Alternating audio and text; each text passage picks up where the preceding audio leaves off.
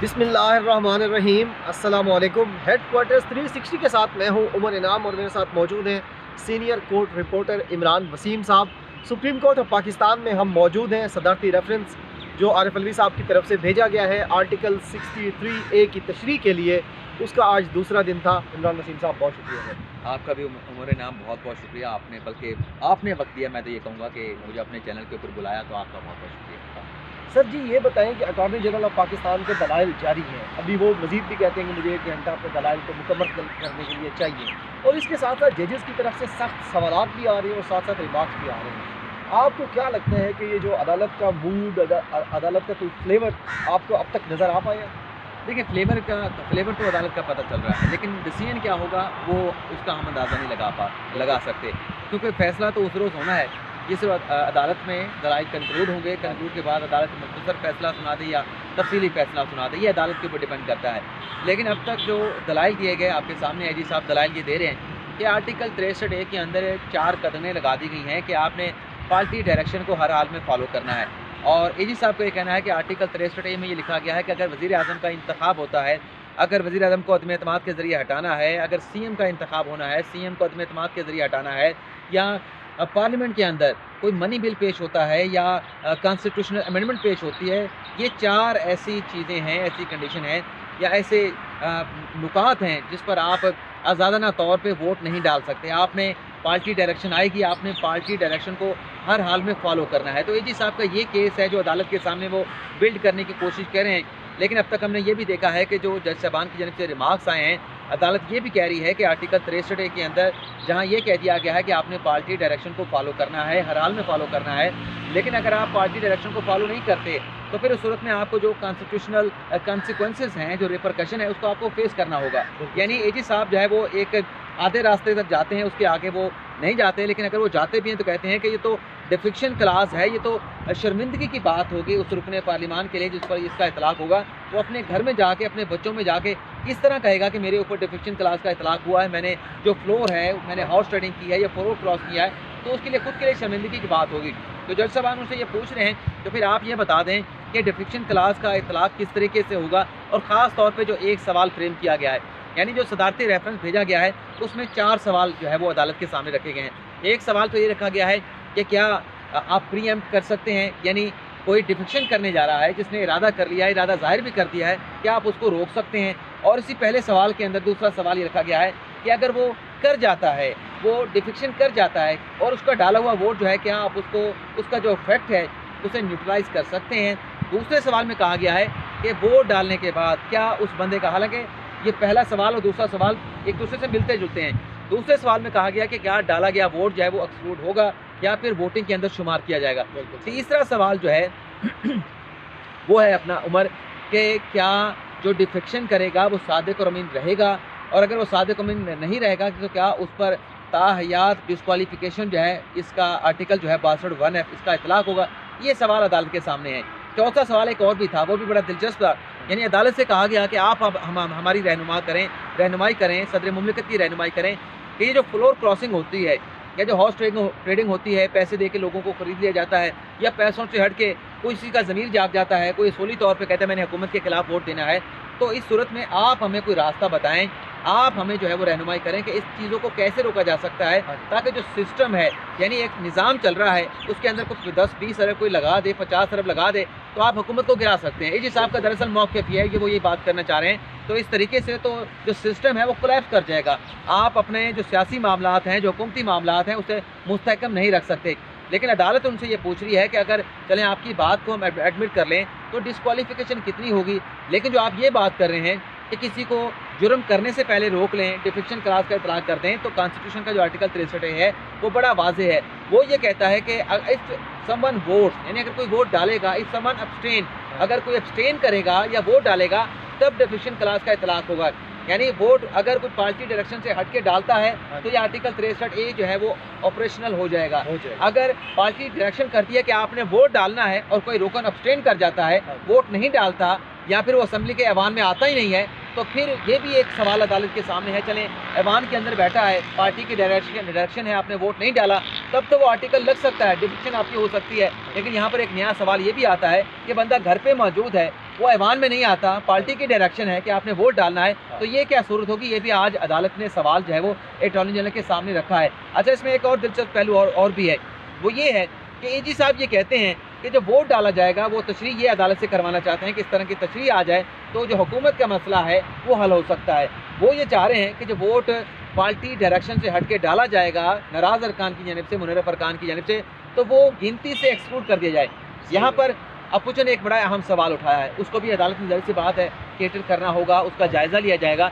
अपूचो ने ये सवाल उठाया है कि अगर ये सूरत बनती है, जो एजी साहब का दलाइल है कि दलील है कि जो वोट है वो पार्टी डायरेक्शन पे डाला जाएगा, पार्टी से डायरेक्शन से हटकर अगर कोई वोट डाला जाएगा तो वो शुमार नहीं होगा। उसका दूसरा पहलू अपूचो ये कहती है कि ये भी हो सकता है कि पार्टी हेड जो है, पार्लियामेंट लीडर जो है, अपनी पार्टी को डायरेक्शन कर देता है कि आपने वोट डालने हैं, तो इस सूरत में वो लोग जो वोट डालने से परहेज़ करेंगे, चाहे वो ऐवान के अंदर मौजूद हैं, चाहे ऐवान के बाहर मौजूद हैं, तो क्या स्पीकर को आप ये अख्तियार भी दे देंगे कि जो वोट नहीं डाल रहे उनका वोट वो ऑटोमेटिकली, क्योंकि पार्टी की डायरेक्शन आ चुकी है, पार्टी की जानिब से हदायत आ चुकी हैं, तो क्या वो शुमार होगा? ये भी अदालत के सामने सवाल रखा गया है।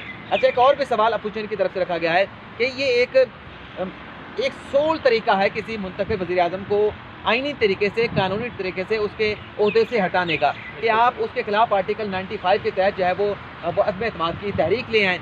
और इसमें आर्टिकल 63 ये भी आपके सामने है, आर्टिकल 17 भी है, आर्टिकल 55 भी है, आर्टिकल 2A भी है।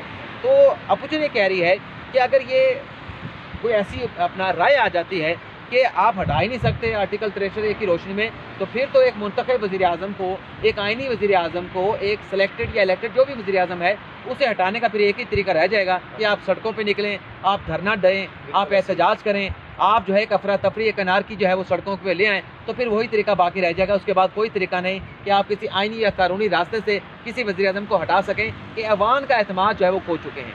ज़बरदस्त, ज़बरदस्त। ये दोनों यानी क्वेश्चन जो हैं ये बड़े इंपॉर्टेंट आ जाते हैं यहाँ पर कि अगर 63A की ये डेफिनेशन की जाती है कि जनाब आप वोट नहीं कर सकते वज़ीर-ए-आज़म के ख़िलाफ़, तो फिर यानी वो हुकूमत के हक़ में तो चला जाता है, लेकिन उनका वो जो दायरा इख्तियार है वो ख़त्म हो जाता है। लेकिन अगर वो आप ये देखें ना उमर, हमने जो ये अपना जो सिस्टम अडॉप्ट किया है, ये हमारा बरतानिया से लिया हुआ सिस्टम है। यहाँ पे वो रूल करते थे, इंडिया ने भी वही अडॉप्ट कर लिया, पाकिस्तान ने भी अडॉप्ट कर लिया। उसमें जो चेंजिंग हम अपने मज़हब के मुताबिक कर सकते, अपनी रहन सहन के मुताबिक कर सकते, वो हमने तब्दीलियाँ उसमें कर ली। अब आप ये देखें कि हालिया कुछ अर्सा पहले, ये कोई ज़्यादा दूर की बात नहीं, बरतानिया के अंदर प्राइम मिनिस्टर के खिलाफ अदम एतमाद की तहरीक आती है, कोई हलचल हुई? कोई नहीं हुई। अदम एतमाद की तहरीक पास हो गई। इस समय जो उनकी वज़ीर-ए-आज़म थी या थे, अब मुझे भूल गया, तो वो थी, वो अलग हो गई, उन्होंने वज़ारत उज़्मा छोड़ दी।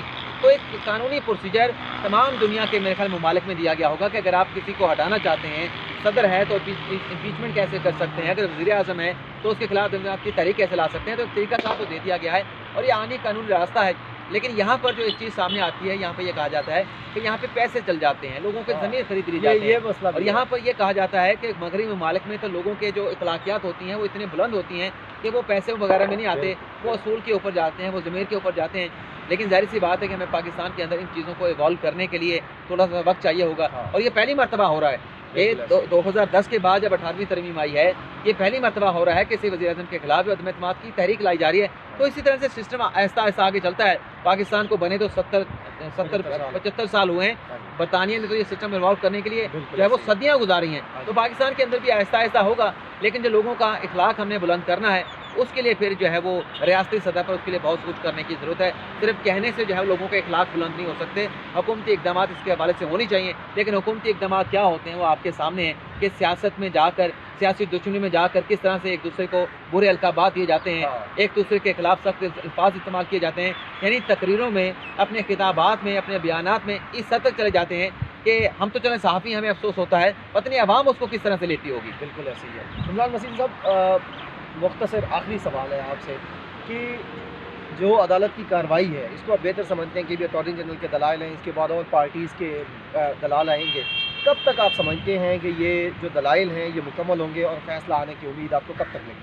फैसला ये है कि देखें, अभी एजी साहब के दलाइल मुकम्मल नहीं हुए। एजी साहब अब पीर के रोज़ भी 1 घंटे का भी कह रहे हैं, 2 घंटे का भी कह रहे हैं। इसका मतलब है पीर का दिन सारा एजी साहब के नाम है, तो ये एक साइड के दलाइल जो मुकम्मल हो जाएंगे। उसके बाद आप देख लें कि कितनी सियासी जमातें हैं, नून लीग है, पीपल्स पार्टी है, मौलाना फजल रहमान की जमात है, उसके अलावा रज़ा रब्बानी साहब आगे हैं, उसके अलावा PTI की अपनी जमात है, और भी दीगर सियासी जमातें हैं, अवामी नेशनल पार्टी है, और जो हुकूमती इत्तेहादी जमातें हैं उन्हें भी अदालत ने नोटिस जारी करके अदालत में बुला लिया है। उसके साथ साथ सूबाई जो एडवोकेट जनरल हैं उन्हें भी नोटिस जारी किया गया है। एक चीज़ इसमें और भी रहती है, अभी तक इस केस में इलेक्शन कमीशन को नोटिस नहीं जारी किया गया, क्योंकि ज्यूरिसडिक्शन जो है, यानी अगर किसी पे डिफ्लेक्शन होती है तो मामला रेफर इलेक्शन कमीशन को होना है। अभी तक इलेक्शन कमीशन को नोटिस नहीं किया गया, और हो सकता है कि किसी लम्हे ये बात अदालत के नोटिस में लाई जाए तो इलेक्शन कमीशन को भी नोटिस जारी किया जाए, उनका मौक़िफ़ भी लिया जाए। तो 8-10 तो वकील अदालत ने सुनने ही सुनने हैं। तो मेरे ख्याल से मंगल, बुध, जुमेरात, जुमे को गालिबन जाके जो है वो कोई फ़ैसला मुख्तसर होता हुआ नज़र आ रहा है, उससे पहले नहीं। और वैसे भी क्योंकि अब जो कौमी असम्बली का इजलास है वो भी 28 तक गालिबन जो है मुलतवी कर दिया गया है। तो मेरे ख्याल से अगले हफ्ते तो उसके ऊपर भी वोटिंग का प्रोसेस जो है मुझे नहीं लगता कि शुरू हो पाएगा, बल्कि स्पीकर साहब भरपूर इंतज़ार करेंगे, क्योंकि पहले 3 दिन के अंदर तो बहस करानी है उन्हें। उसके बाद जो अगले 4 दिन है, यानी 3 से लेकर जो अगले 7 दिन तक का वक्त है, वो ज़ाहिर सी बात है वो कोशिश करेंगे कि जब तक सुप्रीम कोर्ट का कोई फैसला ना आए तब तक वो अदम एतमाद की तहरीक पर जो वोटिंग है उसे वो प्रोलॉन्ग करने की कोशिश करेंगे, लेकिन with in the constitution of Pakistan. बिल्कुल सही है, बहुत शुक्रिया इमरान वसीम साहब। नाज़रीन, इमरान वसीम साहब से हमने कोर्ट का जो मूड है वो भी जानने की कोशिश की, और इनकी तरफ से ये जो कहा गया है ये तो खैर मुझे बड़ी तसल्ली भी हो गई है कि 5-6 दिन के अंदर अंदर जो है वो फ़ैसला आने की उम्मीद होगी, मंडे के बाद जो है। उम्मीद है आपको आज की वीडियो पसंद आई होगी। अपना बहुत ज़्यादा ख्याल रखिएगा। बहुत शुक्रिया। अल्लाह हाफ़िज़। पाकिस्तान ज़िंदाबाद।